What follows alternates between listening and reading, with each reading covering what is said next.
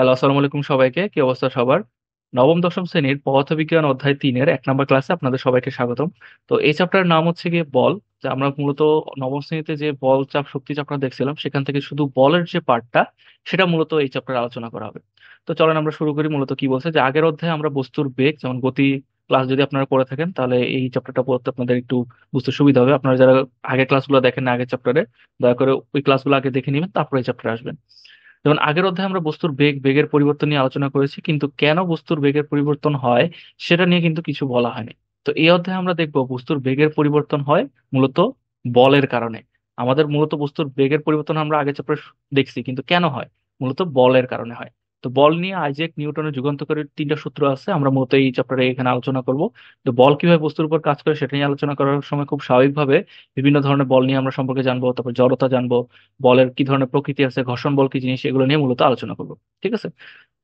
তো চলেন আমরা শুরু করি। প্রথম যে কনসেপ্টটা আছে সেটা হচ্ছে জড়তা এবং বলের ধারণা এবং নিউটনের প্রথম সূত্র। তো এই আগের অধ্যায়ে আমরা দেখছিলাম যে বেগ, দ্রুতি কি জিনিস, ত্বরণ, অতিক্রান্ত দূরত্ব, তাদের একটার সাথে অন্যটার কি সম্পর্ক আছে সেটা শিখছি। গতির সমীকরণগুলো বের করছি। বল প্রয়োগ করে কিভাবে বেগের পরিবর্তন করা যায় সেটা নিয়েও আমরা কিন্তু এই অধ্যায়ে শিখবো। যে আমরা নিউটনের প্রথম সূত্র দিয়ে শুরু করতে হবে। যেমন প্রথম সূত্রে কি বলছে, যে বল প্রয়োগ না করলে স্থির বস্তু, যদি আমরা বল প্রয়োগ না করি তাহলে স্থির বস্তু সারা জীবন স্থির থাকবে, আর সমবেগে চলতে থাকা কোনো বস্তু সারা জীবন সমবেগে চলতে থাকবে। তার মানে কি, আমরা যদি কোনো একটা বস্তুকে ধাক্কা না দিই বা যে অবস্থায় আছে সে অবস্থায় থাকতে দিই, তাহলে সেটা সারা জীবন স্থির থাকবে, আর সমবেগে চলমান বস্তু সারা জীবন সমবেগে চলতে থাকবে। ঠিক আছে?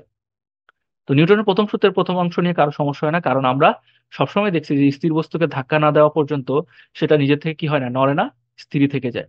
আর দ্বিতীয় অংশটা নিয়ে সমস্যা, কারণ আমরা কখনোই কোনো চলন্ত বস্তুকে অনন্তকাল চলতে দেখি না, তাই না? এখন আপনি চিন্তা করেন, আপনি একটা মাটির উপর একটা বলকে ধাক্কা দিয়ে, যেদিকে ধাক্কা দিছেন, ধাক্কা দিয়ে এটাকে চলতে দিলেন, কিন্তু কিছুক্ষণ পর কিন্তু বলটা থেমে যাবে, সারা জীবন কি চলবে? তাহলে তো নিউটনের ফার্স্ট ল ভুল প্রমাণ হয়ে গেল, তাই না? যে সমবেগে চলতে থাকা কোনো বস্তু তো সমবেগে চললো না সারা জীবন।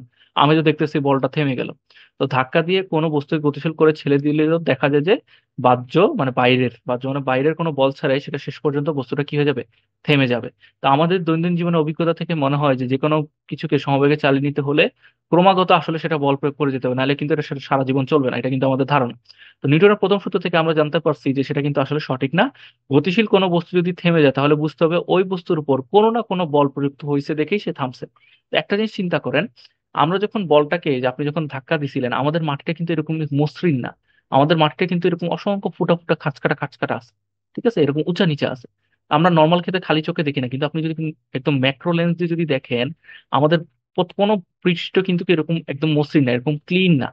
তারা হচ্ছে এরকম খাঁচকাটা খাঁচকাটা থাকে। তো বল যখন এটার উপর দিয়ে যায়, তখন কি তার বাইরে থেকে একটা ঘর্ষণ বল কাজ করে, এই যে উঁচা নিচে আছে না? তো বলেরও কিন্তু এরকম খাঁচকাটা আছে, বল কিন্তু মসৃণ না। বলের এরকম খাঁচকাটা খাঁচকাটা আছে। এই যে বলের যে খাঁচকাটা গুলা, এগুলো মাটির খাঁজের ভিতরে ঢুকে যায়। ঢুকে যাওয়ার কারণে তার স্পিডটা আস্তে আস্তে কমতে থাকে, এটাকে বলা হয় ঘর্ষণ বল। ঠিক আছে? তো এই যে মূলত ঘর্ষণ, তার বাতাসের একটা বাধা, এই ধরনের বল বেগের বিপরীত দিকে কাজ করে। তো বেগ যেদিকে যাচ্ছে, বেগ যাচ্ছে কোন দিকে, আপনি ধাক্কা দিচ্ছেন এদিকে, কিন্তু ওরা ওরা আপনাকে থামানোর জন্য কি বল প্রয়োগ করে, তার উল্টা দিকে এক ধরনের বল প্রয়োগ করতেছে। তো এই জন্য মূলত বস্তুটা কি হয়ে যায়, থেমে যায়। আশা করি কনসেপ্টটা বুঝতে পারছেন। যদি এ ধরনের কোনো বল না থাকতো, যদি যদি আপনি এরকম একটা পিছলা একদম মসৃণ একটা জায়গায় যদি আপনি বলটাকে কোনো কারণে ধাক্কা দিতে পারেন পিছলা জায়গায়, তাহলে দেখবেন যে বলটা অনেক দূর পর্যন্ত যাইতে থাকবে, মানে সারা জীবন যাইতে থাকবে এরকম। যদি এ ধরনের কোনো বল না থাকতো তাহলে সমবেগে চলতে থাকা বস্তু অনন্তকাল মানে সারা জীবন সমবেগেই চলতে থাকতো। মূলত এই ঘর্ষণ বল বা বাতাসের বাধার কারণেই আমরা রেগুলার লাইফে এদেরকে সারা জীবন চলতে দেখি না, একসময় না একসময় কি হয়ে যায়, তারা থেমে যায়। ঠিক আছে? তো এরপরে যে টপিকটা আছে এটা হচ্ছে জড়তা। জড়তা কি জিনিস? যে বল প্রয়োগ না করা পর্যন্ত স্থির বস্তু যে স্থির থাকতে চায়, কিংবা গতিশীল বস্তু যে গতিশীল থাকতে চায়, বস্তুর যে এই থাকতে যাওয়ার যে প্রবণতা, এটাকে বলা হচ্ছে মূলত জড়তা। যে কোনো বস্তু স্থির অবস্থায় থাকলে সে সারা জীবন স্থির অবস্থায় থাকতে চায়, আবার যে বস্তু গতিশীল অবস্থা আছে সে যদি সারা জীবন গতিশীল থাকতে চায়, তার যে থাকার যে প্রবণতাটা, এটাকে বলতেছে মূলত জড়তা। যেমন হঠাৎ গাড়ি চলতে শুরু করলে জড়তার কারণে আমরা কিন্তু পেছনের দিকে হেলে পড়ি। কখনো কি চিন্তা করছেন কেন হেলে পড়ি? যে শরীরে, আমাদের শরীরে যে নিচের অংশ আছে, এই যে আমি যদি এখানে একটা চিন্তা করি, ধরেন ধরেন সাপোজ এটা একটা মানুষ, হ্যাঁ। আমরা যখন বসে থাকি তখন হচ্ছে আমাদের শরীরে যে মাঝখান বরাবর কোমরের নিচের যে অংশটা আছে, এটা তখন বসে আছে, তার মানে কি কোমরের নিচের অংশটা স্থির না। কিন্তু যখনই আপনার গাড়িটা চলা শুরু করে তখন কি, তখন নিচের যে অংশটা আছে সেটাও কিন্তু গাড়ির সাথে সাথে গতিশীল হয়ে যায়, কিন্তু উপরের যে পার্ট আছে আপনার, সেই উপরের পার্টটা কি স্থির থাকতে চায়, এই জন্য হচ্ছে আমরা হচ্ছে কি ডিসব্যালেন্স হয়ে পিছনের দিকে হেলে পড়ি। ঠিক আছে, তো এই কথাটাই এখানে মূলত বলা হয়েছে। পরে যে কথাটা বলা হয়েছে, শরীরের নিচের অংশ গাড়ির সাথে লেগে থাকে, গাড়ির সাথে সাথে সেটা কি চলতে শুরু শুরু করে, কিন্তু শরীরের ওপর অংশ তখনও কি থাকে, স্থির থাকে এবং জড়তার কারণে স্থির থাকতে চায়। তাই শরীরের ওপর অংশ পেছনের দিকে হেলে পড়ে। যেহেতু এটা স্থির থাকার জড়তা, তাই এটাকে বলা হচ্ছে স্থির জড়তা। ঠিক আছে, যে আপনার নিচের বডির যে নিজের পার্টটা ছিল সে মূলত স্থির অবস্থান ছিল, কিন্তু তাকে আপনি জোর করে কি করছেন, গাড়ি চালার কারণে সে গতিশীল হয়ে গেছে। আপনার নিচের পার্টটা গতিশীল হয়ে গেছে, কিন্তু উপরের পার্টটা কি চাই, স্থির অবস্থায় থাকতে চাওয়ার কারণে সে হচ্ছে কি ডিসব্যালেন্স হয়ে যায়।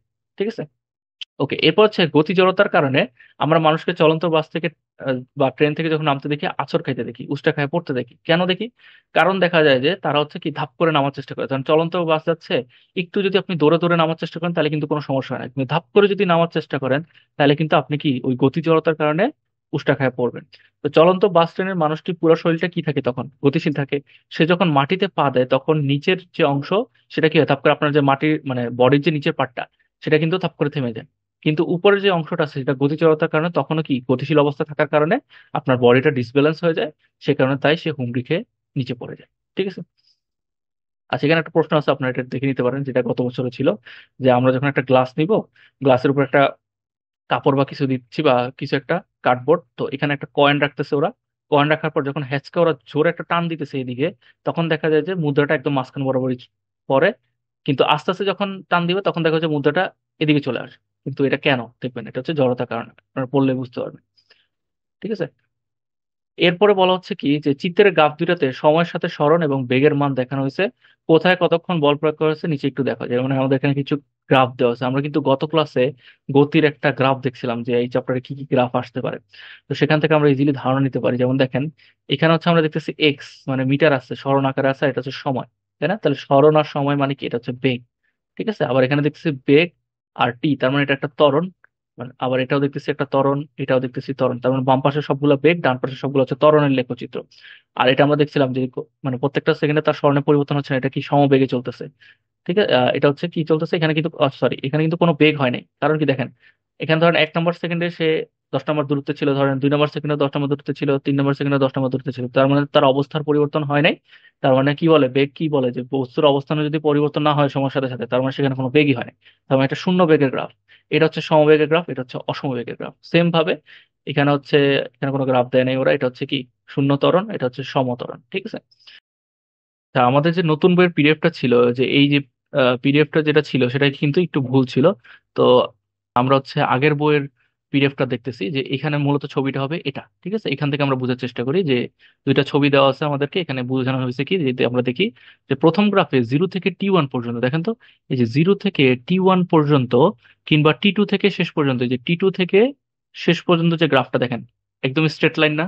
এই যে এতটুকু শেষ সময় দুইটা বস্তুর অবস্থানের পরিবর্তন হচ্ছে না, যার অর্থ এখানে কোনো কি নাই। আমরা আগেও দেখছি যেখানে কিন্তু কোনো বেগ নাই, কাজেই বেগের পরিবর্তনে কোনো প্রশ্নই আসে না, যার অর্থ এই দুইটা সময় নিশ্চয় কোনো বল প্রয়োগ করা হচ্ছে না। বল প্রয়োগ না করা হলে কি হবে না, বেগের পরিবর্তন হবে না। তার মানে এই পয়েন্টটা আর এই পয়েন্টটাতে কোনো বেগ পরিবর্তন হয় না, তার মানে এখানে কোনো বল প্রয়োগ করা হয় না। কিন্তু T1 থেকে T2 যদি দেখেন, এই যে এতটুকু যে জায়গাটা আছে এখানে কিন্তু তার বেগের পরিবর্তন হয়েছে। তার মানে কি এখানে অবশ্যই এই পয়েন্টে, মানে এই পয়েন্টে কোনো না কোনো বল প্রয়োগ করা হয়েছে, তার মানে তো সে তার বেগের পরিবর্তন করছে, তাই না? যেমন T1 থেকে T2 সময় অবস্থানের পরিবর্তন হচ্ছে, কিন্তু যেহেতু সমহারে পরিবর্তন হচ্ছে তার অর্থ সেটা হচ্ছে কি সমবেগ। সমবেগের পরিবর্তন হলে আমরা জানি এরকম স্ট্রেট লাইন আকারে উপরে উঠে। অর্থাৎ বেগের কোনো পরিবর্তন এখানে কিন্তু নাই, কাজেই T1 থেকে T2 সময়ও কিন্তু কোনো বল প্রয়োগ করা হচ্ছে না। শুধু T1 মুহূর্তে যখন আসছিল তখন তাকে একটা বল প্রয়োগ করা হয়েছিল, এই জন্য সে সমবেগে উপরের দিকে উঠতে পারছে। বুঝতে পারছেন কথাটা? তার যে মাঝখানে যে পিরিয়ড অফ টাইমে এখানে কিন্তু কোনো বল প্রয়োগ করা হয় নাই। কিন্তু এই যে এখানে 0 থেকে T1 এর শেষ যখন, তখন ওই মুহূর্তে একটা বল প্রয়োগ করা হয়েছিল। ঠিক আছে, আবার ঠিক চিন্তা করেন, আবার ঠিক T2 মুহূর্তে বল প্রয়োগ করার কারণে, এই যে দেখেন এই T2 মুহূর্তে কোন একটা বল প্রয়োগ করার কারণে সেটা আবার কি কোনো বেগের পরিবর্তন তার হয় না, বা কোনো বস্তুকে থামায় দেওয়া হয়েছে। দেখেন, বল প্রয়োগ করে গতিশীল বস্তুকে হয়তো থামিয়ে দেওয়া হয়েছে, অন্য কোথাও কোনো বল প্রয়োগ করা হয়নি, মানে মাঝখানে কোথাও বল প্রয়োগ করা হয় নাই। ঠিক আছে, তো 2 নম্বর, তার মানে এখানে যদি আমরা এখান থেকে একটা ডিসিশন আসতে পারি, যেমন দেখেন 0 থেকে T সময় বা T1 এর মধ্যে, আবার T1 থেকে T2 এর মধ্যে, বা T2 থেকে T থেকে ছোট হবে, মানে হচ্ছে এখানে বোঝাচ্ছে যে সময়, পিরিয়ড অফ টাইম বোঝাচ্ছে, এখানে কোনো বল নাই। মূলত এই যে এখান থেকে 0 থেকে T1 এর মধ্যে কোনো সময় নাই, T1 থেকে T2 পর্যন্ত কোনো মানে বল প্রয়োগ করা হয় নাই, আবার T2 থেকে শেষ পর্যন্ত কোনো বল প্রয়োগ করা হয়নি, শুধুমাত্র তাদের মুহূর্তে বলটা প্রয়োগ করা হয়েছে, এটা বোঝানো হচ্ছে। শুধু T=T1 যখন হয়েছে, আবার যখন T2 হয়েছে, মানে এই যে T1 এর ভ্যালুটা যখন T1 হয়েছে, আবার T2 যখন হয়েছে, তখনই একমাত্র বলটা প্রয়োগ করা হয়েছে। ঠিক আছে, আবার দ্বিতীয় গ্রাফে যদি আমরা তাকাই, যেমন দেখেন 0 থেকে T1, দেখেন 0 থেকে T1 আগের মতো, এখানে কোনো বেগের পরিবর্তন হয় নাই, তার মানে এখানে বলও প্রয়োগ করা হয় না, কিন্তু ঠিক এই জায়গাটাতে আমাদের কি বলটা প্রয়োগ করা হয়েছে, আবার ঠিক এই জায়গাটাতে অনেকটা দুইটা সেমই। ঠিক আছে, একটা হচ্ছে যে বেগ সময় আর একটা হচ্ছে অবস্থান সময়, তার মানে এটা ত্বরণের পরিবর্তন। ঠিক আছে, এটা হচ্ছে ত্বরণের গ্রাফ। তাহলে ত্বরণের গ্রাফে আমরা দেখতেছি সেই সমবেগে যাচ্ছে, কাজে কোনো বল প্রয়োগ করা হয় না। T1 থেকে T2 সময়ে বেগের সমাহারে পরিবর্তিত হচ্ছে, কাজে এখানে নিশ্চয়ই বল প্রয়োগ করা হয়েছে। ঠিক আছে, ওই যে আগের মতো, যে আমাদের শুধুমাত্র এই জায়গাটায় যখন ত্বরণ আসছে তখন এখানে বল প্রয়োগ করা হয়েছে, আবার এই জায়গাটা যখন আসছে তখনই বল প্রয়োগ করা হয়েছে। ওকে, তো আপনারা একবার গো থ্রু করলে আশা করি এটা পারবেন। তো এরপর যে আমরা যদি আমরা আবার আগের স্লাইডে ফেরত যাই, আমরা শুধু এই পার্টটা যে দেখলাম, এটা হচ্ছে আপনাদের আগের বই। তো আমরা হচ্ছে এবারের বইয়ের পিডিএফটাতে আমরা চলে যাচ্ছি। আচ্ছা, আমরা আবার আগের বই চলে আসলাম। আগের বইয়ের লেখাগুলো একটু ঝাপসা, আপনার হচ্ছে কোয়ালিটিটা একটু হাই দিয়ে তারপর হচ্ছে ভিডিওটা দেখবেন। তো বল আমরা হচ্ছে এবার দেখবো হচ্ছে কয় রকমের বল আছে আমাদের পৃথিবীতে।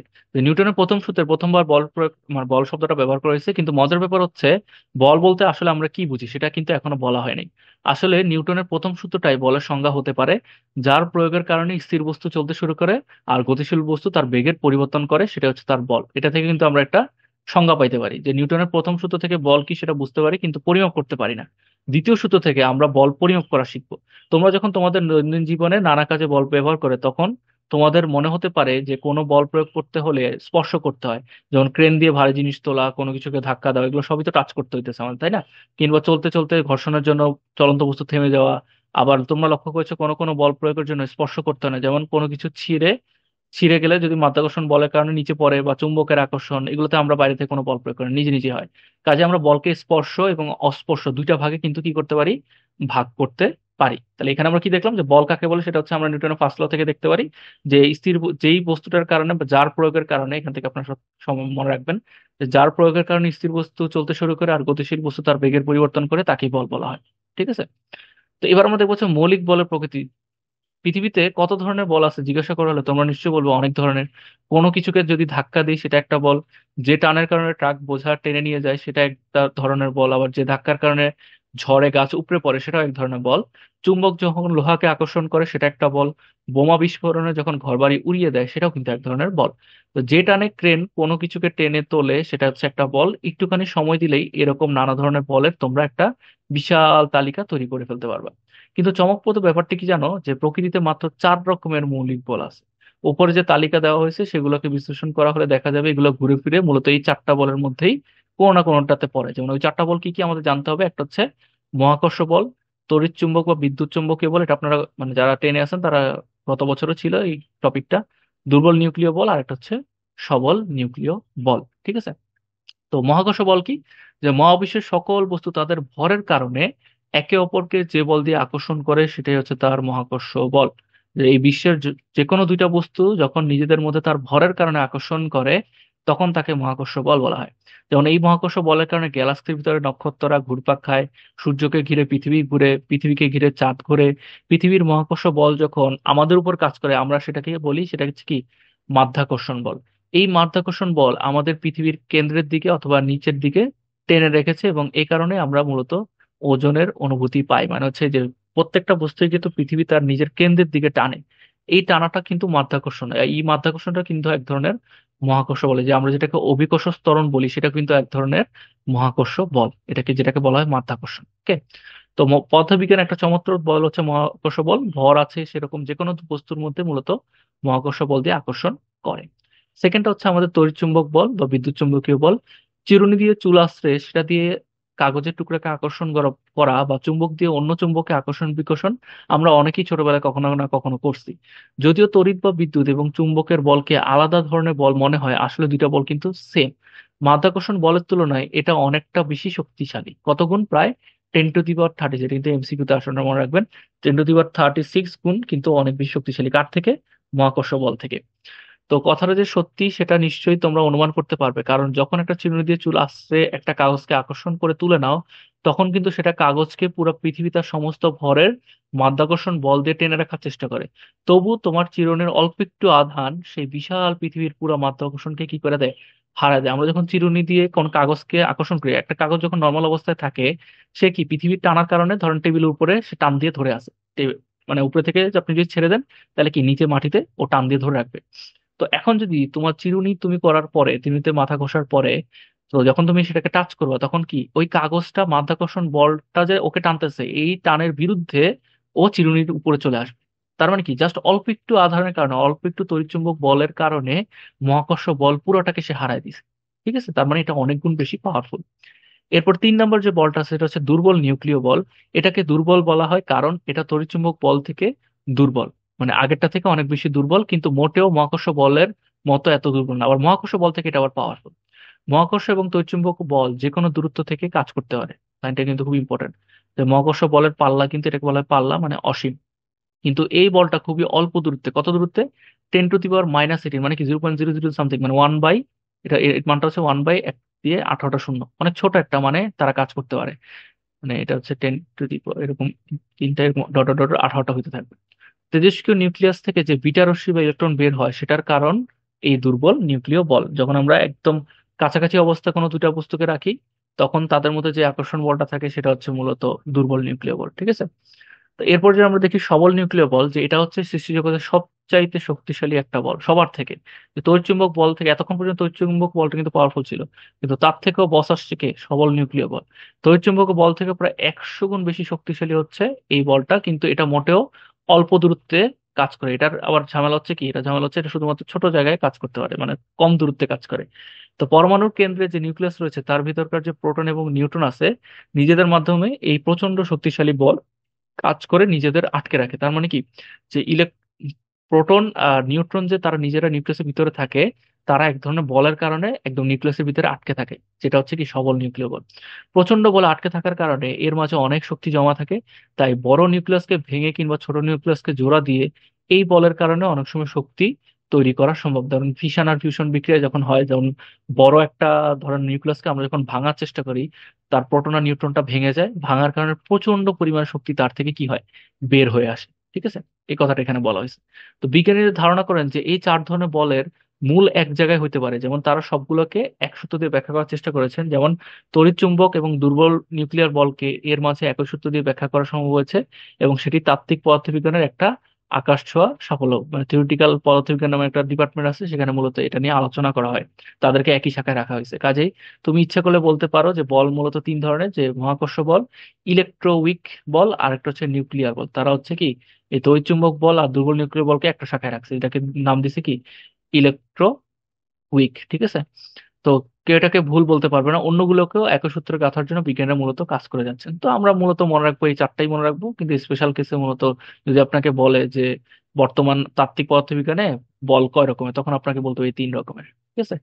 তো আজকে হচ্ছে আপনাদের পড়া এতটুকু পর্যন্ত। আজকের ক্লাস যদি আপনাদের কোনো সমস্যা থেকে থাকে, আমাকে কমেন্ট বক্সে কমেন্ট করতে পারেন, অথবা হোয়াটসঅ্যাপ গ্রুপে জয়েন হয়েও কিন্তু আমাকে ডিরেক্ট কোশ্চেন আস্ক করতে পারেন।